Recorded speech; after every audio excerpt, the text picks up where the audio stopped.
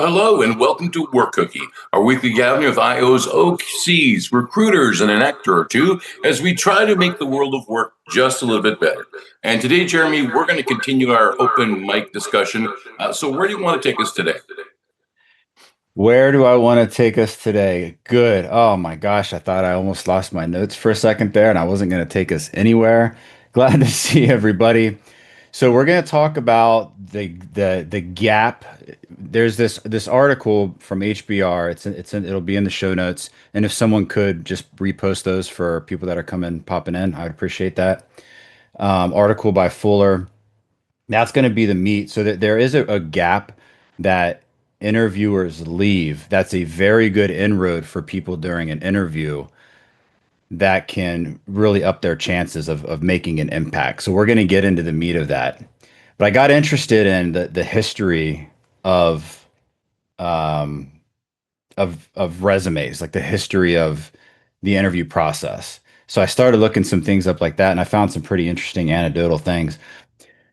But in general, so let's see. So overall, it's unclear who invented the resume. It is more of a recent thing. Leonardo, and I keep thinking this in my head, I keep wanting to say Leonardo DiCaprio. Leonardo da Vinci, back in 1482, wrote a letter to the Duke of Milan. He was trying to gain the Duke's patronage and support.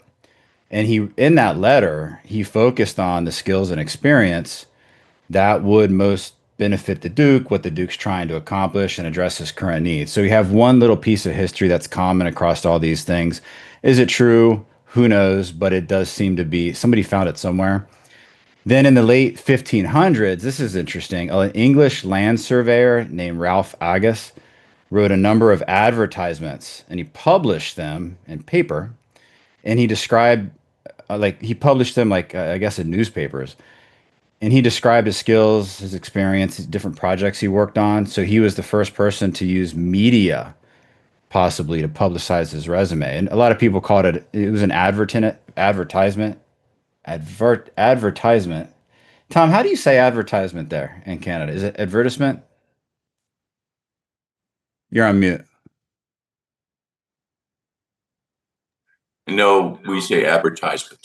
Who says advertisement? I've heard that before. Usually the British. British. All right. So it was called at that point in England an advertisement.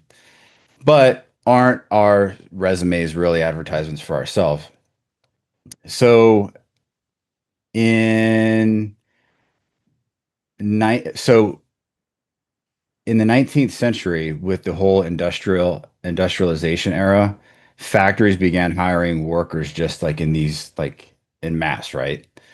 And the process was simple. If you could perform whatever the physical task required, they were hired.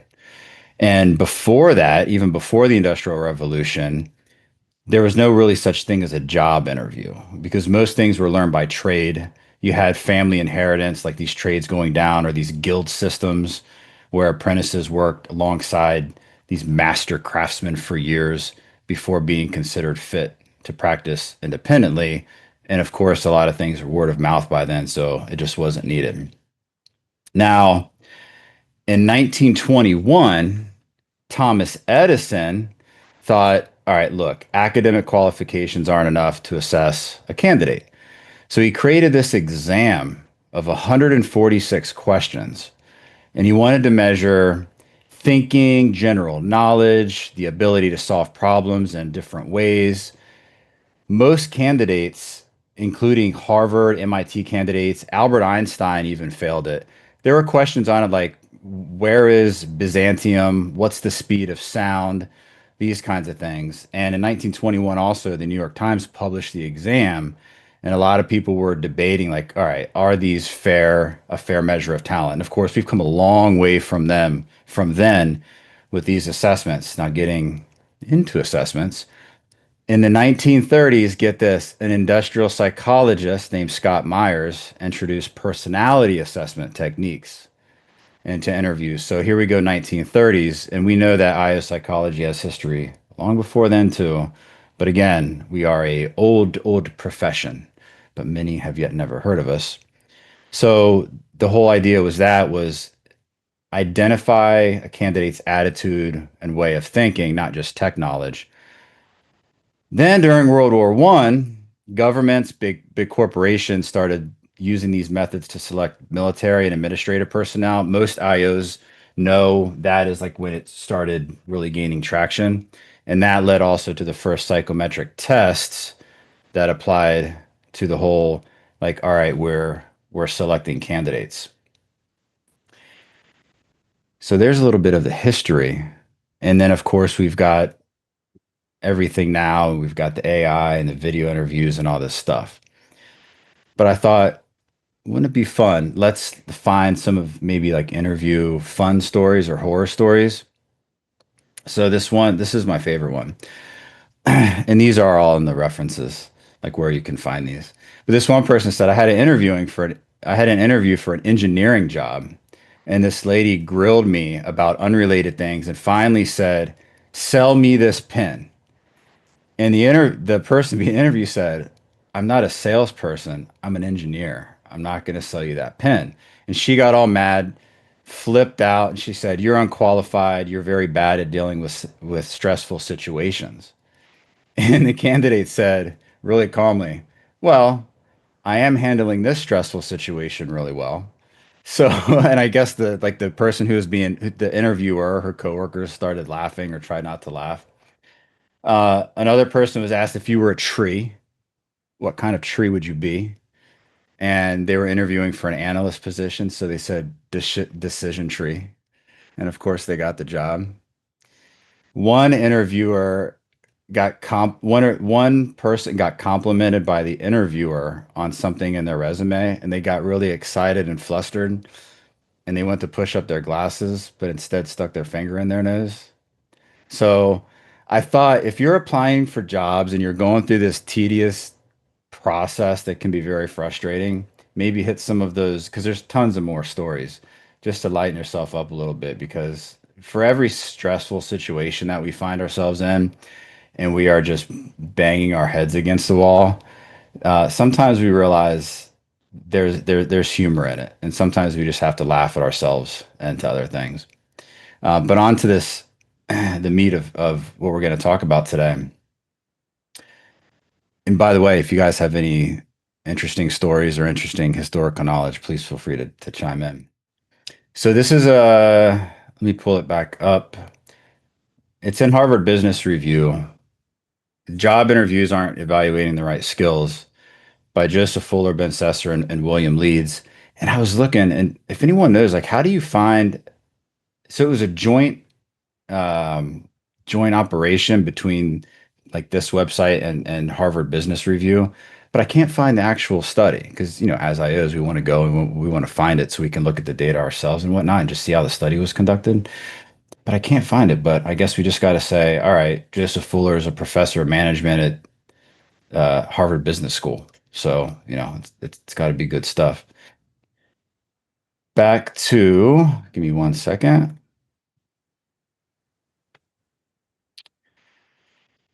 This is what I found interesting. So, interviewers in general fail to assess skills deeply. So, interviews cover about 80% of the skills stated in job descriptions after the first round and about 91% by the second. But many of the skills aren't really meaningfully assessed. Soft skills, it says, are evaluated thoroughly about 76% of the time, but only 55% for tech skills and 66% for experience requirements. And interviewers often revisit the same skills repeatedly instead of expanding on trying to assess the candidate, which leads to a lot of redundancy. So, candidates, like a lot of what this says is candidates should be more proactive. Be sure to mention significant things that you've done and emphasize points that you feel will advance your candidacy, even if they're not asked about early on. The average candidate undergoes about three interviews, but they cover the same skills. And most of us at some point, we've had these interviews where it's like calling your cable company or your phone company, and you have to repeat the same problem to representative number one, two, and three. Then you get disconnected. Then you call back, and then you got to repeat your challenge, and we know how that goes.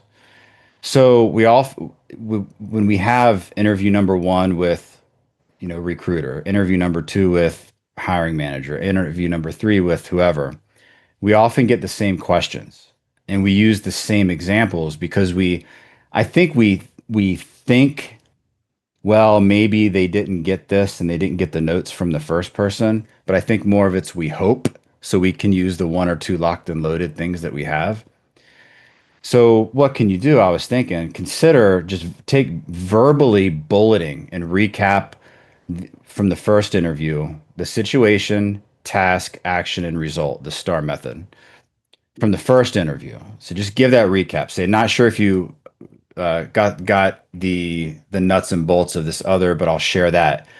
Then pivot to an entirely new example that displays a different skill set. Because remember, the point of this article is they're not really assessing your total skill set. Then you wrap it up and say, given these two specific scenarios, the hard skills I possess that led the situation to a better place are ABC. The soft skills are XYZ. And if you're in the job hunt interviewing process overall, handwrite when you put pen or pencil to paper, it activates this creativity part of your brain. So just consider handwriting. But I say handwrite just different scenarios and specifically bullet point out the skills needed for each one. And then practice telling these like you would any story to a friend, to when I was in Toastmasters back in the day, I remember the person who won the National Toastmasters Championship. She said she practiced talking to her oven. Like she would tell her speech to her oven all the time. So even if it's an inanimate object, but practice these stories. Think about the specific skills that are needed for each one. Continuing in the article, candidates who happen to volunteer information about certain skills during the interview may appear to be more qualified than those who don't, regardless of their actual capabilities. So then I'm thinking, all right, you got to be a little bit of a politician here. When you're asked about something, talk about them in terms of that skill about the direct question that was asked, and then pivot and talk about other skills you see as necessary based on these candidate success factors. So, how do you get to these candidate success factors? That's where you've got to be a little bit of a detective. Try to probe, but be careful. Some interviewers don't like when they get questions, they like to be in control and lead, but probe a little bit. Find out what are the main challenges for the department, what are the main success factors for the job, couple well-placed probing questions because you want to uncover what are they really looking for. And this might have to wait until you get to the hiring manager because the first recruiter might not know. But still, don't let that deter you. Just try with the initial interviewer. But try to say, like, you might even say, hey, I noticed in the resume that these skills were important because based on the study, the interviewer is not even asking. I feel that these skills are important. Would it make sense or would it be helpful to share an example of how I demonstrated these skills to lead a complex situation to a better place? So in other words, just don't wait for the right questions. Be proactive, demonstrate value, address gaps, and make it easy for them to do their job. They want to see you fit in the role. They want to see you as the right fit. So make it easy for them to do that. So there was some history, some little stories, and then a little breakdown of some article with some insights. And I did that thing, Tom, where you're supposed to, tell people and then tell them what you told them. So I tried to do that just now. You like that? It's pretty I good. did reinforce. It's great. All right. We're going to go to Nick, but before we do, let me ask you this because some really good advice for people who are being interviewed. But sometimes I feel when it comes to the other side of the table and the choice they're going to make, it's like buying a new car. No one buys the car with the best safety features and the best options. People buy the car that makes them feel good. So how much of that I'm going to hire the person who makes me feel the best. And maybe it's confidence, maybe it's they're not intimidating, whatever it is. But how much of that emotional sort of, I like this person, I don't like this person, comes into the hiring process? Personally, I think it comes in a lot, but how does it come in? And I think what you said just reinforces that background we just gave. Because when you focus on what what can I do to help this interviewer? How can I cover more the ground that they really want to cover? How can I be proactive? How can I do that? The other thing that's helpful, and this comes across in a lot of coaching situations where you're about to have maybe a difficult conversation. I call it the 1K perspective. Sit down, paper and pen, and write down a thousand words or a full page or whatever you want, really, from their perspective of what they are hoping to achieve, what their hesitations are for the conversation, what would make them feel good about themselves, what would, and maybe what their biggest fears are, etc. Even if you don't know the person, I mean, you can say, all right, this person is a recruiter or a hiring manager. And you can easily say, based on them being a hiring manager, here's my 1K perspective. You could also, a lot of times on LinkedIn, of course, you've got sometimes it'll show the hiring manager. So you can look on their LinkedIn profile, see what they're interested in, just to try to get a beat on them, and then write that. But the whole idea is if you can be helpful to people in a way that they will appreciate, you make them feel good about themselves, you make them feel good about the interaction, and you make them feel good about yourselves. And the key in that I always emphasize, Tom, is be helpful. What can you do to be helpful to people that they will appreciate? You've got to have that they will appreciate. Because oftentimes our target for a conversation is to get what we want. But when we say that in that way, and yeah, so if you do that, it's almost like how can you really go wrong if you've taken those steps and you've really focused your mindset and taken what probably only takes 2 minutes to do to make sure that they have that feel good experience with you. And then, of course, in that might be, well, in that 1K perspective might be they really want to understand how I might fit into the role. They're either, a lot of recruiters aren't trained properly, they might be rushed, they might be stuck in, okay, well, we've been asking these candidates the questions, so we have to stick with this formula. That's where it's be proactive, offer new things to get them the real feel about you, and in that process accomplish what you were just saying. I think you should do an audition workshop for actors. Thank you very much for that. Nick, let's go to you. Yeah, it's a brutal process. As you know, a frustrated job seeker out in the world, it's getting to the interview is the first hurdle. But then even sitting down across from the table, there's so many unknowns. And I liked what Tom said about you don't shop for the car based on the safety features, you shop for it on how it makes you feel. And that's the same sort of kind of situation that we're in.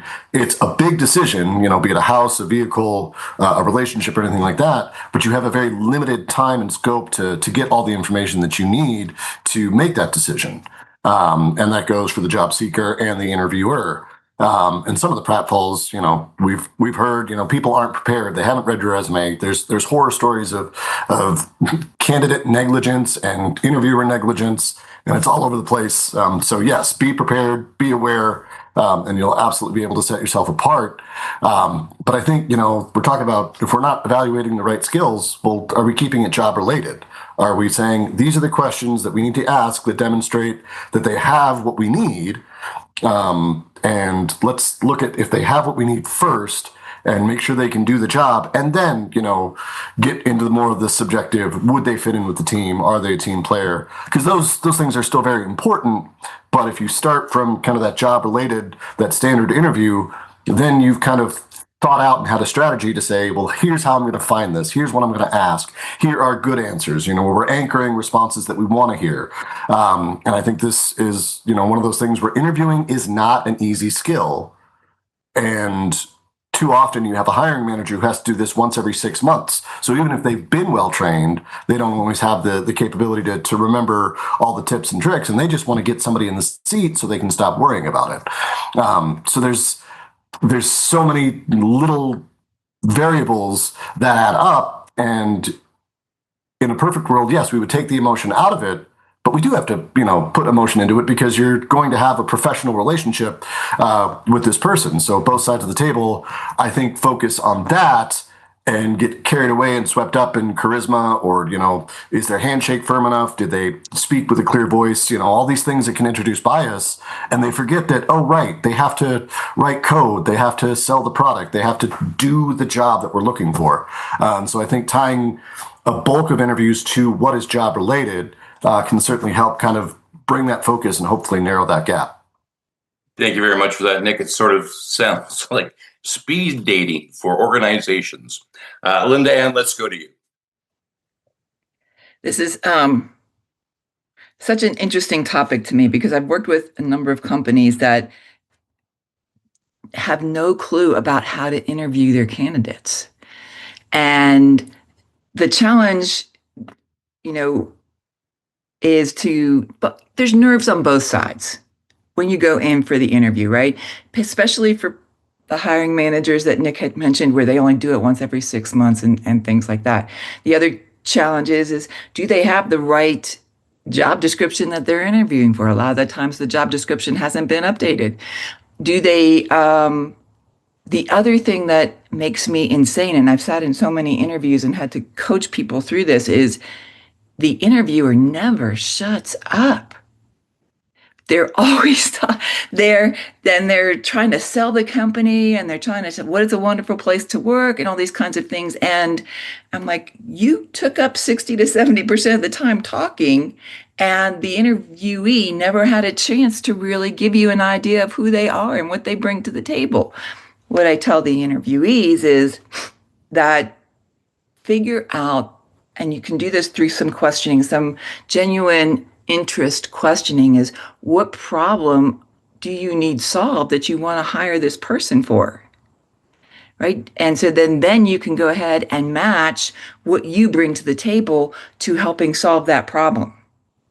It's just like, as Jeremy was saying, it's just like a sales process where you have to identify the need and then really match your skill set to what they're looking for.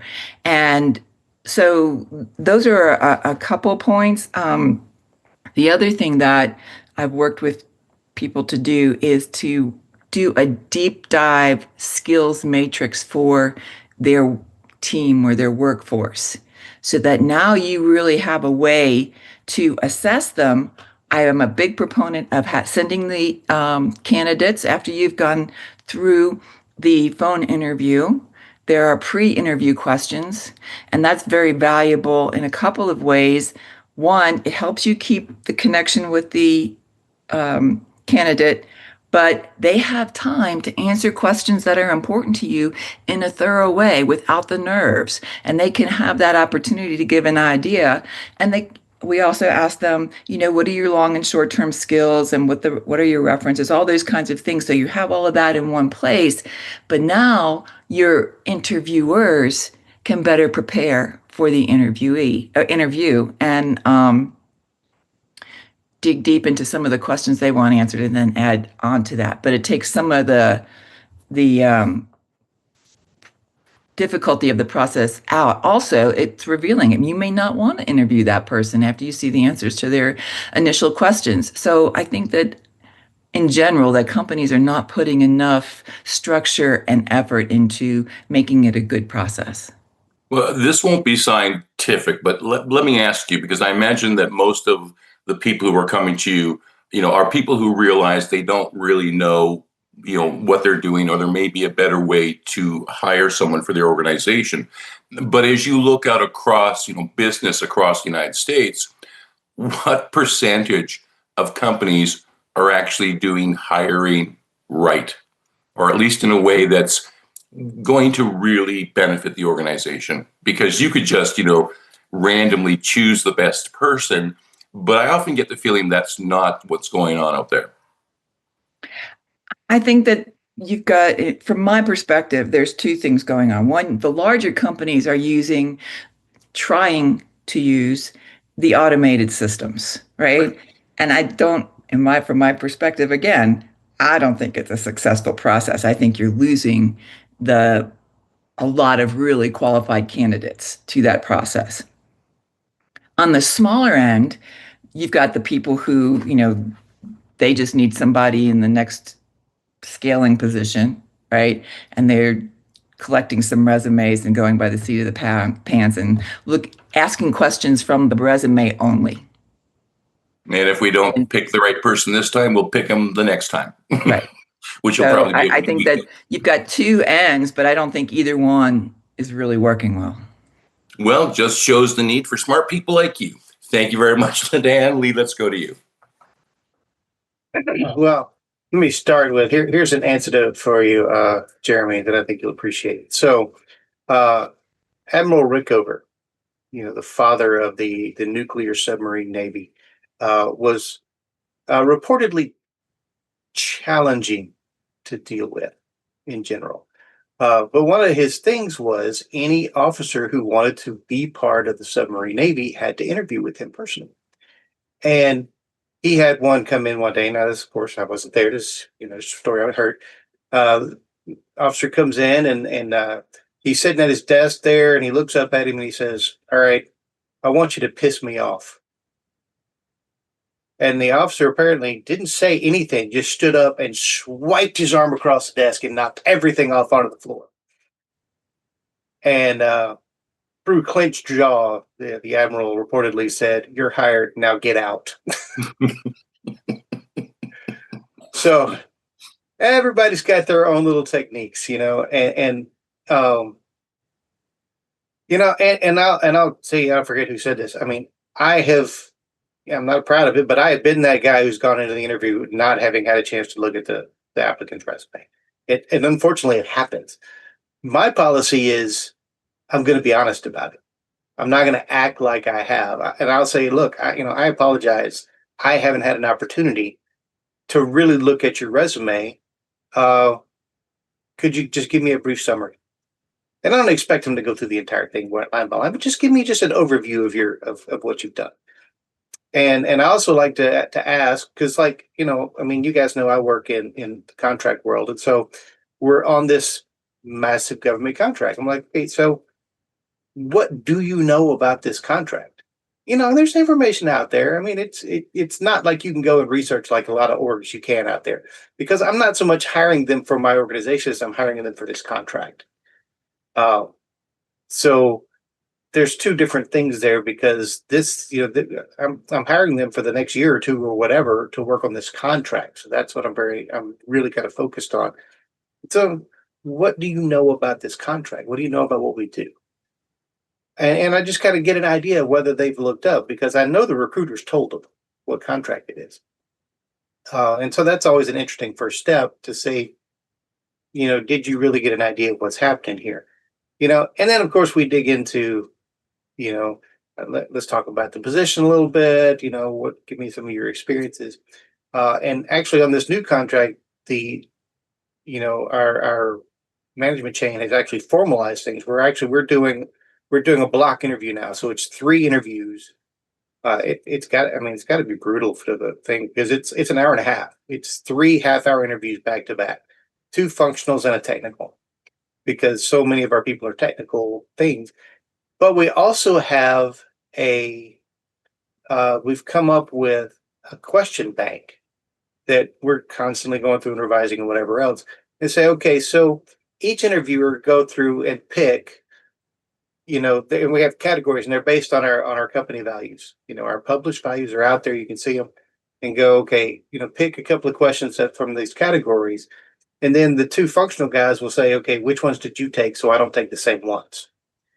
And then they say, and if there's something else that from the resume you want to ask them, go ahead. You have 30 minutes, but that's your primary thing, because they've already been through the screening and all that stuff.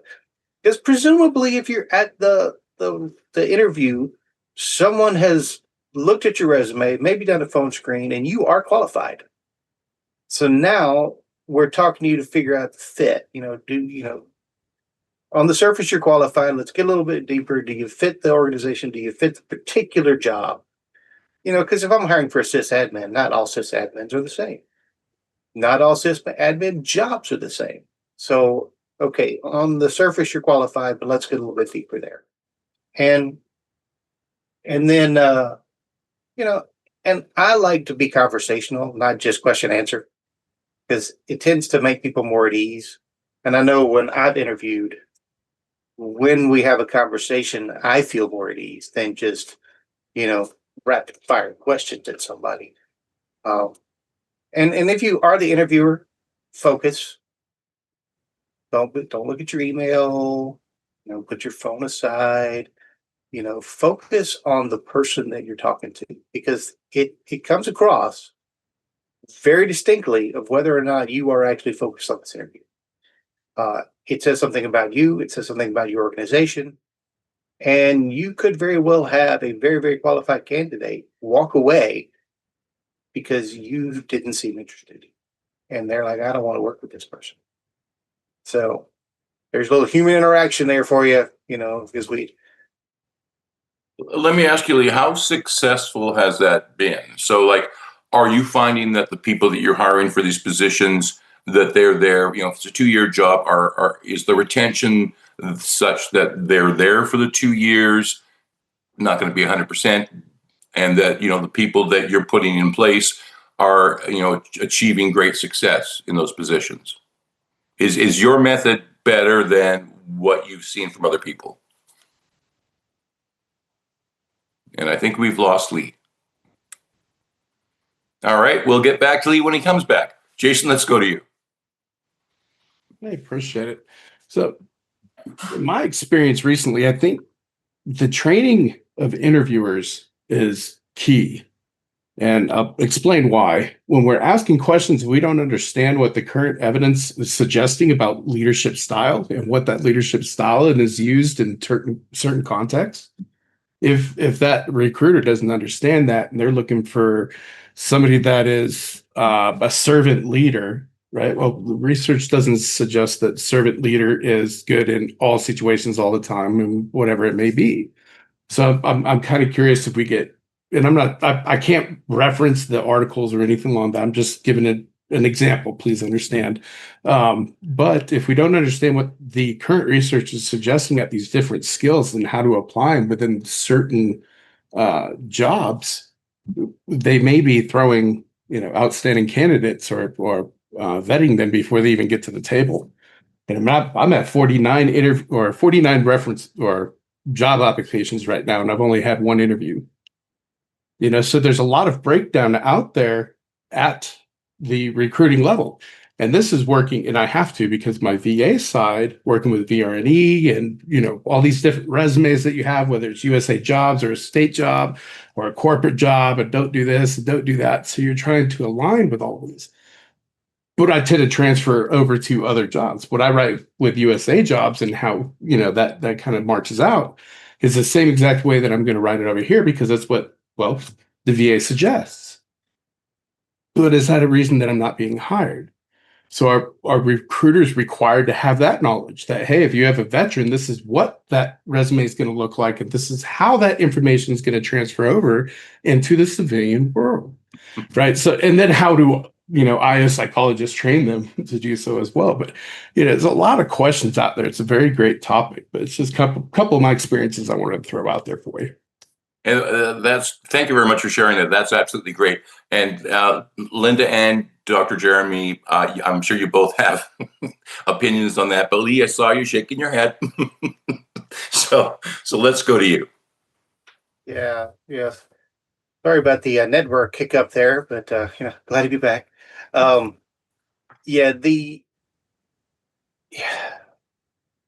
So the USA jobs resume is different than any job resume out there, and will absolutely not get you a job outside the federal government. Might not even get you a job in the federal government. But it's, for those who are unaware, a USA jobs resume is basically what you've done since birth in as much detail as you can put in it. There are people with, like 10, 15-page resumes in USA jobs. It's very common. Obviously, in the non-government world, they want 1 to 2 pages. You might get away with 3 if it's seriously technical, but usually 1 to 2 pages is kind of the where they want you to be. But the and of course LindaAnn may have, she's being in the HR realm, may have some different thoughts on that, but that's just what I've done. But but language is important, and the words that we use in the military are very often not understood in the civilian world. Some words have different meanings. Some words seem meaningless. So you have to translate. It's just like going to different industries too. Each industry has its own jargon, and you have to be able to translate that over into your target industry. Whether that's military, civilian, or just one industry to another, you have to understand that not everybody is going to understand what that means. And the military and the government in general love acronyms. Everything's got a TLA, including TLA, which means 3-letter acronym. So you can't use those in the civilian world because nobody knows what that means. And sometimes one that you use in the in the military context means something very different in the in the urban dictionary type thing. So you have to be very careful, because you could be offensive without meaning to, because you don't understand that means something else. Just like dealing with different cultures and everything else, some words don't mean the same things, which is extremely frustrating and one of the fascinating things about the English language. But yeah, you absolutely have to translate those skills. Now, this is one thing where sometimes, using some AI can be beneficial. Give me new words for this. And all you people out there in Cyberland, please, for the love of all that's holy, never use a resume spit out by an AI. Don't do it. Absolutely use it, but then take what it gives you and use that as a tool to make your resume. And for the love of Pete, read the dang thing, because it will come up with some words you're like, yeah, that doesn't really apply to that thing, because the AI is hallucinating sometimes. So make sure, let it give you some new words, let it translate some stuff. I mean, you'll be amazed. You'll be like, wow, who's this guy? And it's all true. It's just different words looking at it at a different angle. Absolutely use that, but do not go, hey, ChatGPT, give me a resume, and then turn that in. And for you students out there, don't do that with your papers either. So, use it as the tool, but don't use it as the answer. But yeah, you absolutely, you have to be very, very, very intentional about the wording that you use, which we should anyway in the professional world. But when you are switching industries or whatever, you have to be very intentional about making sure you're using words that they understand. And do some research, because especially if you're coming from a different industry or something, if you can speak their language, they will very possibly notice that, and that shows the effort that you put in. So, and that may put you ahead above someone else in the same situation who didn't put in that effort. LindaAnn or Jeremy, anything to add to that? All right. One quick. Oh yeah, go ahead. Sorry, one quick thing. Just so I can. Well, let me get back. I've got too many different things on my mind. So, Jason, I'm gonna either email you or I'll put a message in the Zoom. So we have that custom career coach GPT that we have for CBOC, which Tom we talked about last time. Yes. That's currently available. Oh, let me take a side track. We're currently promoting our IO career course, 30% off for August. Actually, 32% off with code AWARE32. Thank you.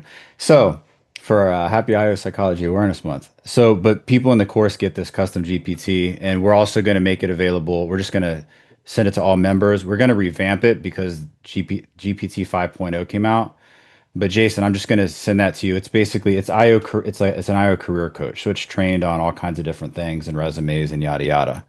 But I'll put that link here, either in email or in the Zoom, so that way you have it. And then if you're anyone else out there, if you're a CBOC member, within the coming weeks, we're just going to revamp it for 5.0, and then we get that out to everyone. So that's what I wanted to mention quickly. And LindaAnn. I think that Lee hit it square on the head. So often when I'm working with someone, their resume reads more like a job description than a resume, and you have to translate what you have done into results that matter to your audience. And it takes a minute to think about what you have done in a different mindset, but it's really worth the time, but it's very, very important. I don't care what your responsibilities were. I want to know what you did with that. There you go. Anything else, Jason?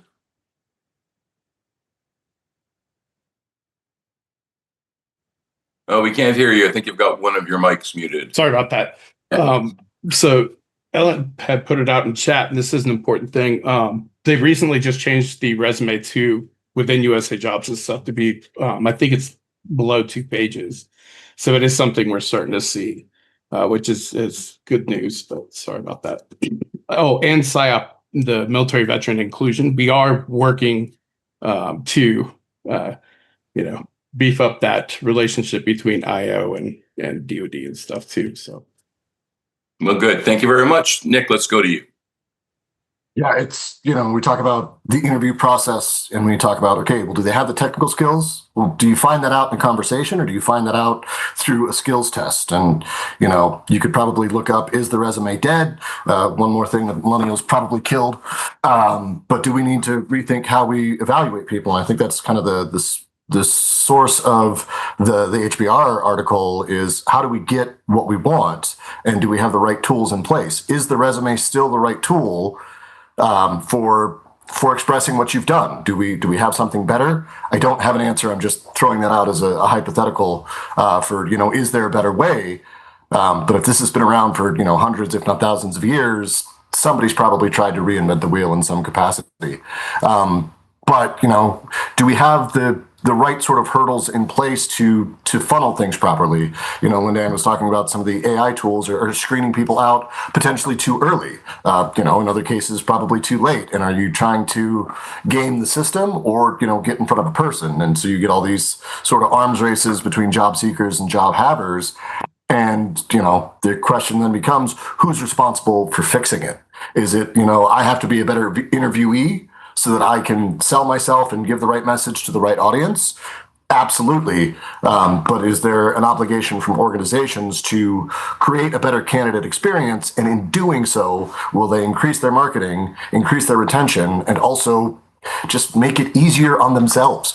If they stop and think, how do we bring people in? How do we onboard? What is it that we want and how do we go and get it? So if they start with the goal in mind, hopefully we can take some of the heartache out of hiring. And I have to believe, so I can sleep at night, there are organizations out there doing it right. That, somebody's got it figured out, and it's enough of a copycat world that people will pick up on that and we'll see it in the business literature. And hopefully in 15 years, it'll be a problem of the past, but that's my starry-eyed optimism coming through again. It's a great story, and Lee put his hand up first, so we'll go to him first. He might have an answer for you. And then LindaAnn put her hand up, so I'm sure she does have an answer. Lee, to you. Oh, I love Nick's starry-eyed optimism. We need that in the world. Yeah, there are organizations that are doing some form of skills test. I think that there's a place for that, but there's also a cautionary note there. Way back when I was doing my internship coming out of my program, I worked for an HR department, and I would hire people like welders. So we give them a welding test. Pretty straightforward. Weld these two things together. Let's see how well you do. Are some people going to have performance anxiety? Well, sure, you're being tested, but most people who are thing can do that. And you can tell whether or not they're going to be able to do the job you want them to do. Now, the flip side of that is I've heard of people like software developers who come in and say, "Okay, I want you to do a live coding thing right here, right now." Well, if you've ever written code or you know developers, that's generally not how it works. And most developers, I have seen some guys who could sit down and just throw code, man. I was like jaw on the floor watching them just off the top of their head, bam, bam, bam, throwing code out. I'm like, wow, that's wow. Because most developers don't do that. You know, developers, they will reuse code, they steal code from each other. I mean, they do all these things, they talk to their friends at their favorite search engine. How do you make this thing do this thing? There's stuff that goes into that. They're not just taking it off the top of their head and throwing code on a screen and it does it. There are those who can, but most of them, that's not how it works. And so when you sit them down in front of a computer, with a group of people watching over their shoulder and go, code for me, they're probably going to flub it if they don't just walk out. I mean, you can ask for some kind of a word, some kind of a work sample or something, but and I really like the one, and LindaAnn touched on this earlier about providing questions ahead of time. And I think you should, some companies, if you're neurodivergent or something, and you request the accommodation, can I have these ahead of time? Some companies will do that. They'll say, sure, here, here's some interview questions, and that may not be the exhaustive list, but here's some preparation, which allows them to come in and be much better prepared, calmer, all that sort of thing. And a lot of people who are and what is neuronormative these days, really? Some people who supposedly in that category still have performance anxiety. You put them on the spot, and the mind goes blank, and something they knew like the back of their hand, and all of a sudden they can't remember their name. It happens, and unfortunately, that you put people on the spot sometimes. I mean, sometimes you take brilliant people, you put them in an interview, and they sound like they can't pass kindergarten, because you've just put them on that spot. But if you provide them something that they can get started with, and I would say don't wait for them to ask for it. Don't wait for, don't make it an accommodation for neurodiverse. Give a level playing field. Here is an example of some of the questions you may be asked, with the caveat that you may be asked some additional things, but here, so that way they can't go back and say, well, that question wasn't on the list. Well, yeah, okay. But sometimes these things have to go. But if you do that, you give them the opportunity to think through answers for things that you need to know. And you take off, yes, you could sit there and read off a script, and some people do, but you also make sure that you don't forget something that's really important in the moment. So that is important. And one of the things that just burns me is these people, there are companies, and I would say unethical organizations out there who will bring people in for basically free consulting. They give a homework assignment. We want you to do this thing, the small mini project, whatever. You come in, you present it, and then there's not actually a position. They're just using it to basically get free IP, which is completely and totally unethical. But it's not illegal. So I don't think homework assignments are cool anyway. I don't think, if you want to talk through a case study or something, I mean, hey, okay. But I mean, requiring 40 hours of unpaid work to interview for a job or whatever it turns out to be, that's a crock, people. If you're going to provide, if you want them to do something like that, pay them. Give them a consultant fee. Hey, we're going to pay you X amount of dollars for your time to do this work sample that we think is important for this position. Be upfront. Be transparent. You'll find that you'll get much better things. And of course, make it contingent upon them actually, showing up and presenting the work. Don't pay them in advance. But so if you can do that, it gives people a little chance to be prepared ahead of time. I mean, okay, you can make the argument of, I want you to go out, show me how motivated you are, scour the deep, dark recesses of the web and tell me all the things about my organization. Tell me things I don't know about my organization.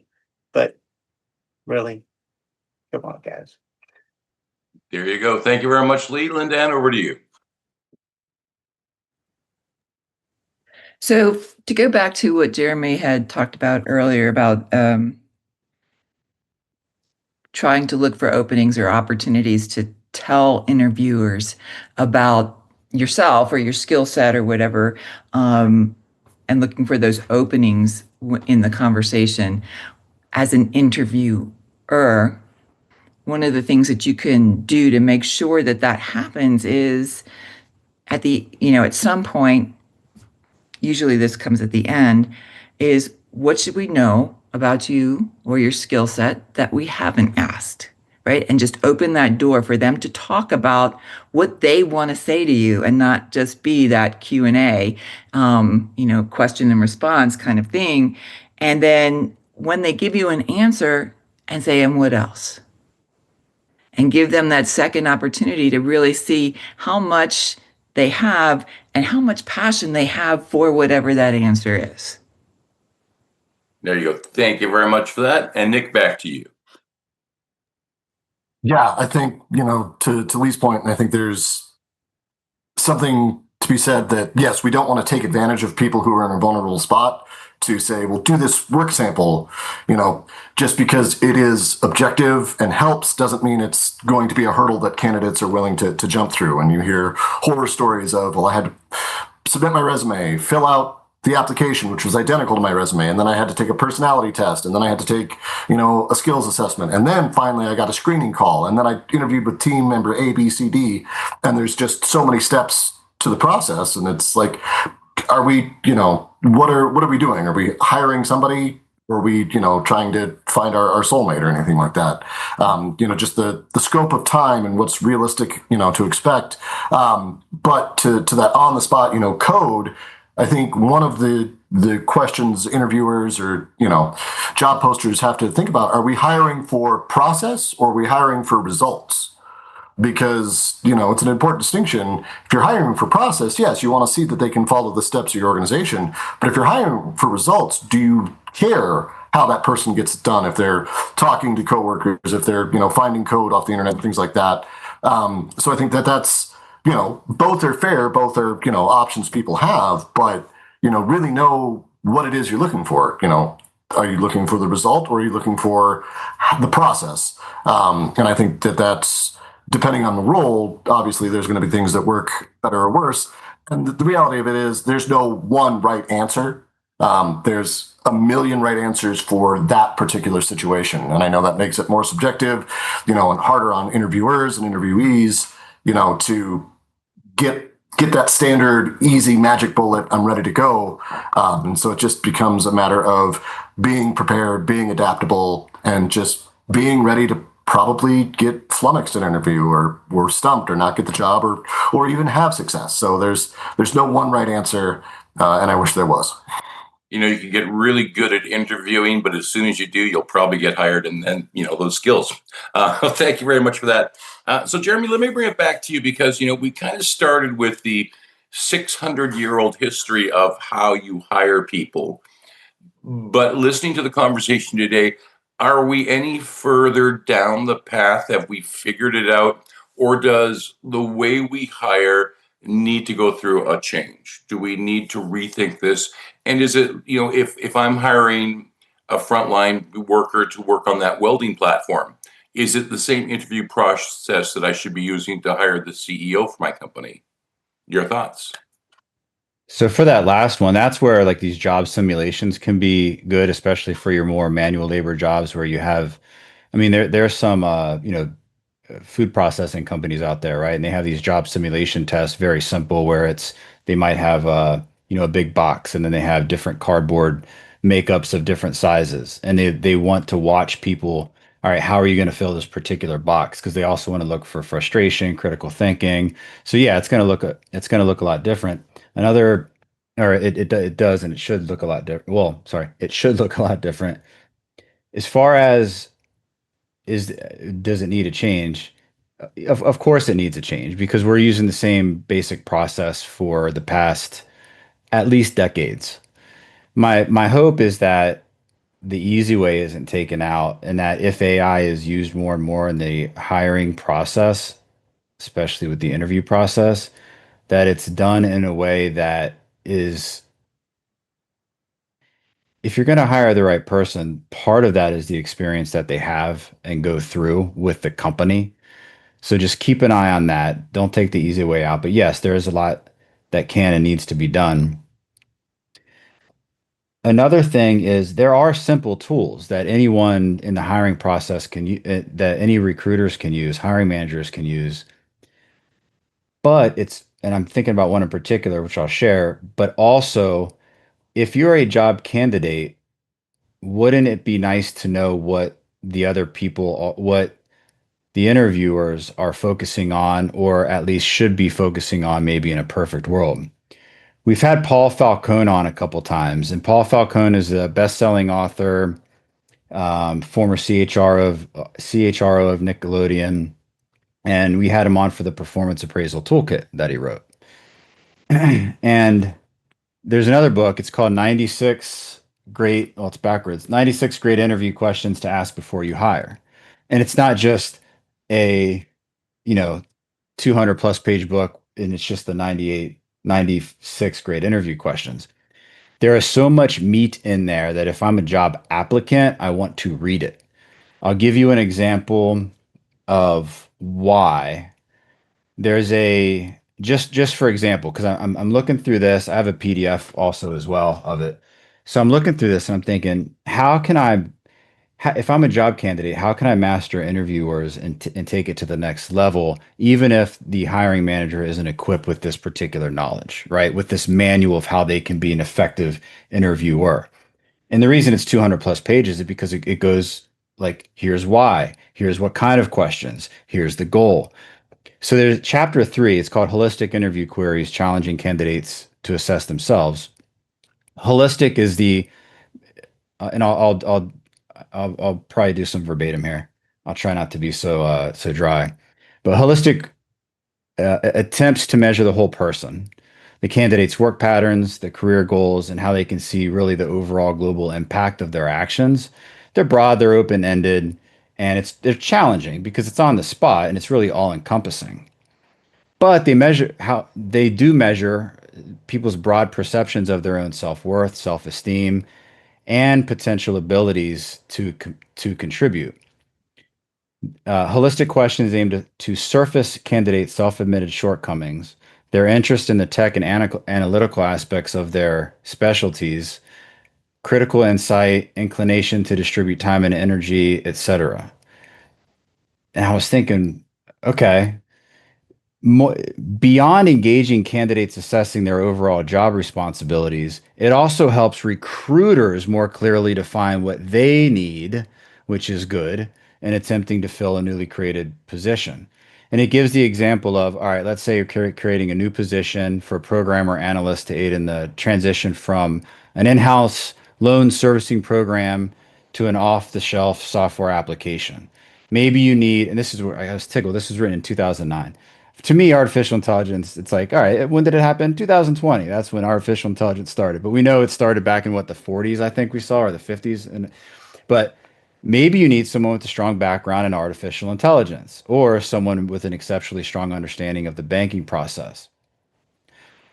But it goes through like, all right, what's your emphasis if you're the person that's hiring? They're not all going to possess the exact orientation. People right out of mortgage banking might not have the artificial intelligence, and vice versa. When they ask these more holistic questions, it helps define how the candidates see themselves and really their brand as it attends to this complex job role. And there's this interesting sentence: armed with individual self-evaluation, you, the recruiter, is better positioned to select the most appropriate orientations, experience, histories, and skill sets in the candidate selection process. So if you're the candidate, read this book, because now you're armed with this knowledge that if you can give the recruiter a great self-evaluation holistically, based on all the other stuff that I haven't read in here, you're better positioned to get the job. So again, think about how you can use different tools that are maybe meant for a recruiter, but how can you use them for yourself? And it's a really good book, and it's easily digested too. Lots of good stories in there. And they also provide examples of, all right, here's the example. here's 3 nice paragraphs of how different candidates would answer.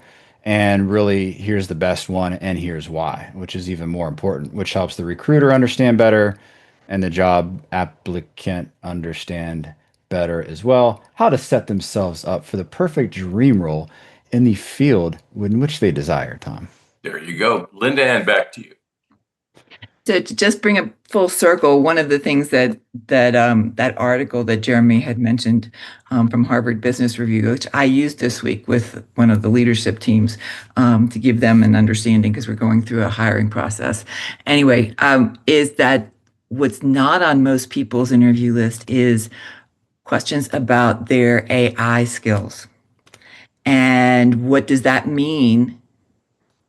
And how are they getting themselves up to speed in AI? Because that's what you're hiring in 5 years. Say you hope this person stays with you for 3, 5, 7 years, whatever that is. How are they going to embrace that process? Because I've been in some organizations where, and it's a Gen Z millennial kind of, it's more Gen Z actually, where they're really resistant in some ways to embracing AI.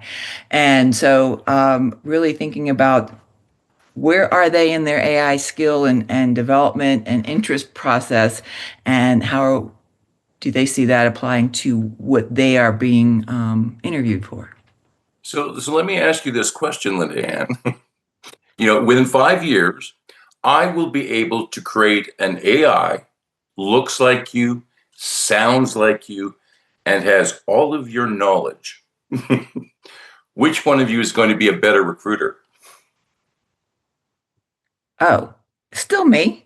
There you go. Thank you for that. Jeremy, back to you. This has been absolutely fantastic. So for those listening, Dr. Heather Morton will be co-lead with Tom for September, and Dr. Amy Baresi will be co-lead with Tom for October. Just a little bit of a show note. Next week, we've got another open discussion. We don't know exactly what topic, where we're going to go with that, but I'm sure it will take us to a fantastic place. Then we'll have another great time. So join us 12 noon Thursdays, and just go to the CBOC website to get your free ticket. Thank you very much, Jeremy. Thank you, everyone, for joining us and sharing your thoughts today. And Jeremy, if you want to count us out, we'll see everyone back here in 1 week's time. Counting out in 5, 4, 3, 2, and 1.